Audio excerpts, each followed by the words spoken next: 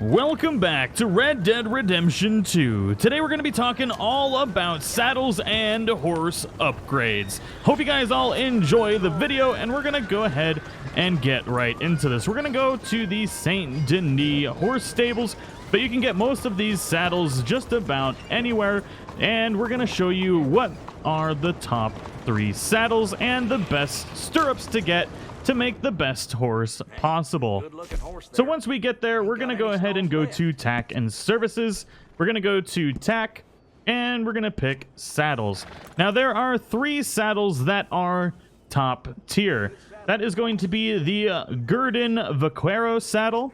Then you've got the Gurdon Trail saddle and the Stenger roping saddle. All 3 of these are going to be the best saddles that you can get. Now, when you select into one of these, you can click R3 to see the actual stats. So when we go to the improved versions, that's what we need to be buying to get the best version.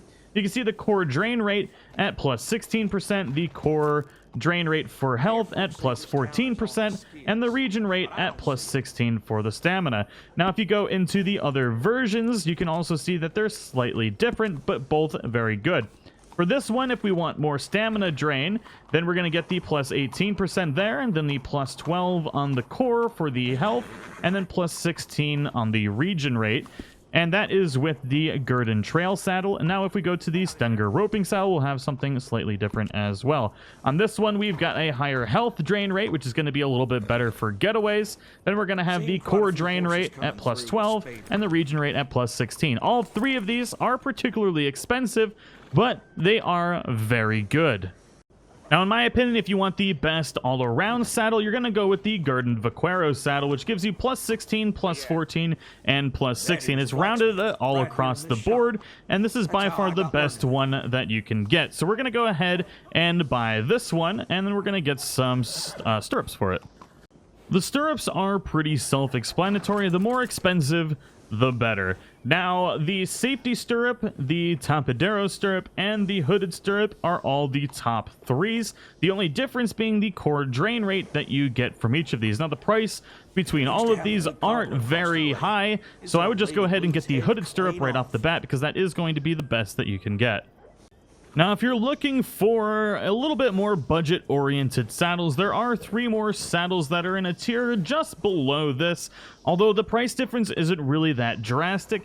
Those would be the Neller Hubbard saddle, and if you go into this one, you can see that the stats on this is 12, 14, and 12, which isn't really a huge difference, and it saves you about $10 to $20 pretty much. The next one is going to be the Lumley Ranch Cutter. I'm sorry, not the Lumley Ranch Cutter, the Lumley McClelland saddle. If we go into this one, I used this one for a little while actually. The improved here is 14, 12, and 12. And then we're going to go ahead and check out the Neller Dakota saddle. If we hop into this one, we can see it from here. 16, 12, and 14. So this one is the best of the 3. But all in all, those are the saddles you're going to want to be selecting from for your horse.